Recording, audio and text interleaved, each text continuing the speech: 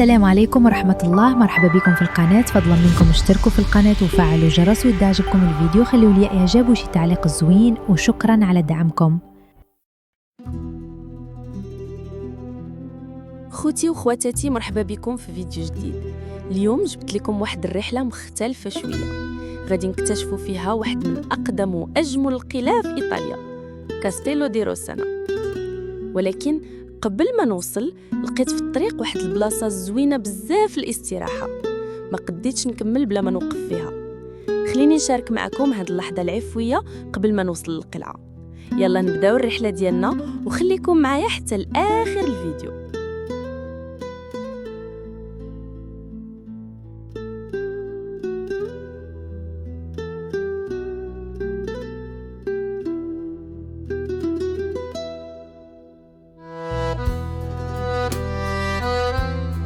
الصراحة ما كنتش مخططة نوقف، ولكن هاد البلاصة شدتني.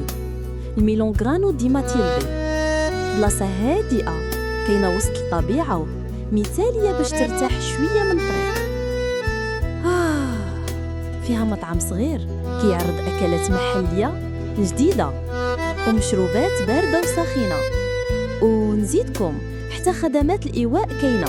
يعني إلا عجباتك تقدر تبقى وتدوز فيها الويكاند كامل في جو هادئ وقلب بعيد على الصداع. بلاصة كتجمع الراحة والذوق والطبيعة، وما يمكنش تفوتها.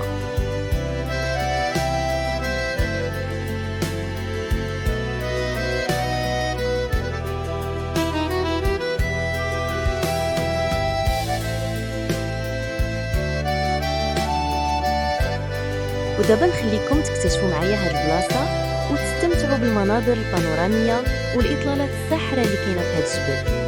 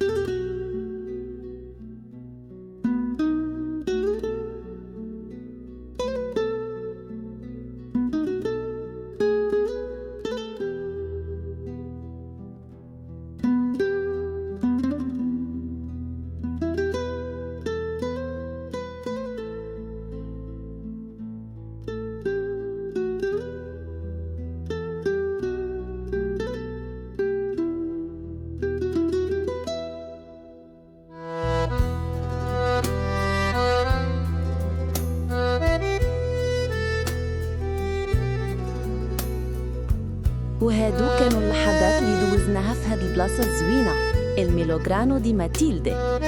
ولكن ما تنساوش هاد الفيديو راه غير مقدمة للفيديو الجاي اللي غادي نطلعوا فيه لقمة الجبل باش نكتشفوا فيه من داخل قلعة روسينا.